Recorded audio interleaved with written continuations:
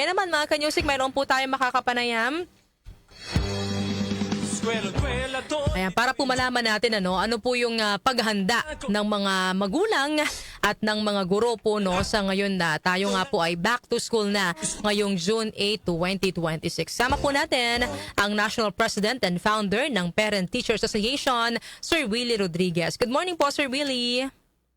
Ay, good morning po, ma'am, at maraming salamat po sa muling pag-imbita. Yes, Sir Willie, paano po naghahanda ang PTA para po sa pagbubukas po ng klase ngayong taon?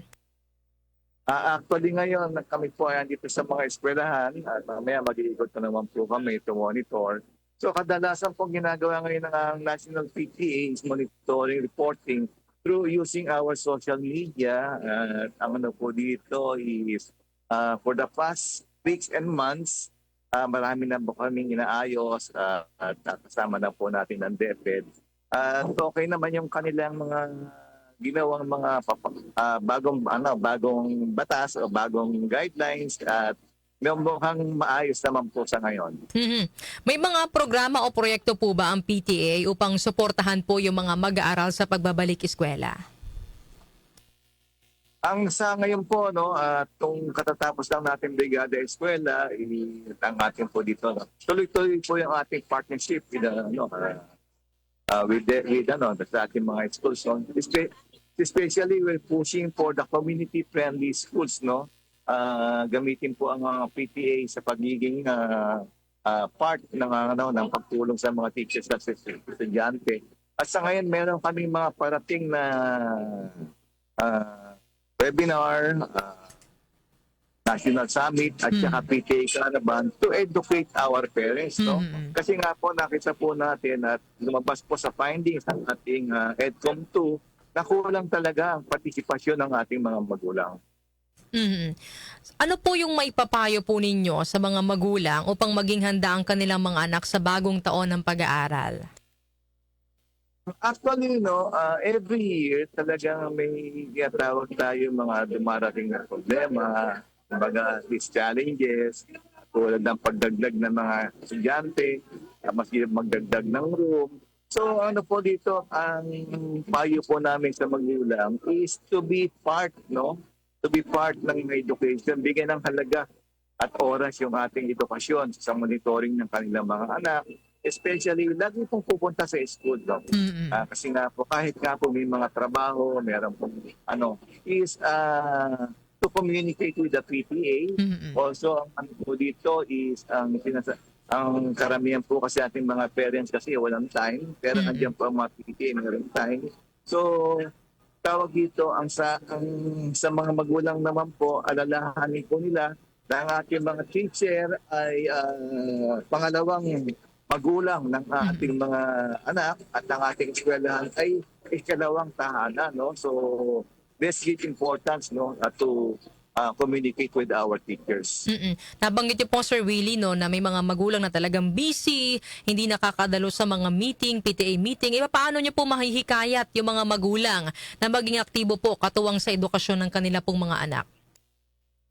Ano po dito, usually nga po, ang problema po natin tinitignan dyan karamihan ng mga magulang ayaw pumunta ng school kasi nga po nasingilan. Sa ngayon po dito, iba na po ang panahon ngayon, bilang presidente ng National PTA, we are pushing, tulad ng ginagawa namin sa Pasay, karamihan ng mga teacher, ng mga magulang ngayon ay meron na pong mga allowance yung ating mga bata at ginagaya na rin ng ibang mga ibang LGUs. At ang ano po dito, nakikita niyo po, karamihan po sa buong Pilipinas, libre na po yung ating mga school materials.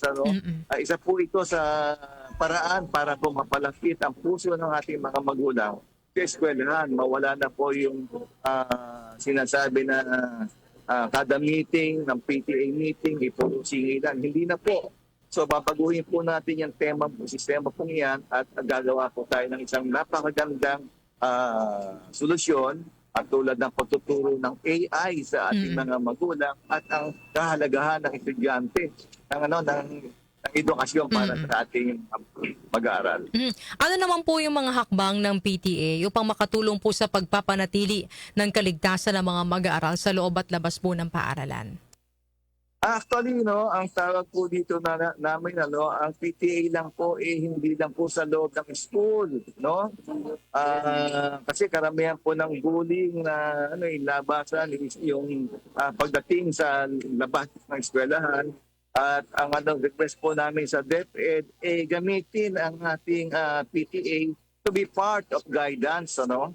At also, ang paglabas po sa eskwelahan, meron po kami ginagawa sa Pasay na kahit na po wala kayo sa eskwelahan at kayo po ay nakakita ng mga estudyante na binubuli o nag-iinuman, naka-uniforme o nagumagala, pwede pong sitahin at i-report po sa ating mga eskwelahan. Ayan, ano naman po Sir Willie no, yung inaansahan po ninyo para sa school year po na ito, 2026 to 2027? Actually, no, ito yung challenges natin dyan. No? Kasi nga, ang tawag dito, no, kahit po meron tayong 16,000 na eskwelahan na gagawin out of 40,000, kasama po ang National PTA sa monitoring, reporting sa Vision Awards Committee ng DepEd po, no? At ang po dito, isa po itong hakbang na nabigyan ng trabaho, no? Ng ibang trabaho ang ating mga hindi lang sa paniningil. So, sa ngayon po dito, ang po namin sa ngayong po dito is palakasin ang involvement ng parent at sundin ang ating bigyan ng solusyon yung ating EDCOM 2 at sa susunod pong aming mga programa ikasama daw po natin ang ating director ng EDCOM 2 na si Dr. Carol Lee. Maraming salamat po Sir Willie sa pagsama po sa amin ngayong umaga na ito. Maraming pong salamat at sa ulitin. Thank you po. Thank you po. Ayan po mga kanyusik, nakasama natin ang National President and Founder ng Parent Teachers Association, Sir Willie Rodriguez. So yan talagang ready na mga kanyusik, no? Ating kapulisan, ang ating mga magulang at ang ating mga guro dito po no sa pagbabalik ng pagbabalik eskwela ngayong school year 2026 to 2027. So yung mga mag-aaral po dyan, yan, so dapat kayo ay ready na rin, ano, excited para po sa inyong pagbabalik eskwela simula ngayong umaga na ito.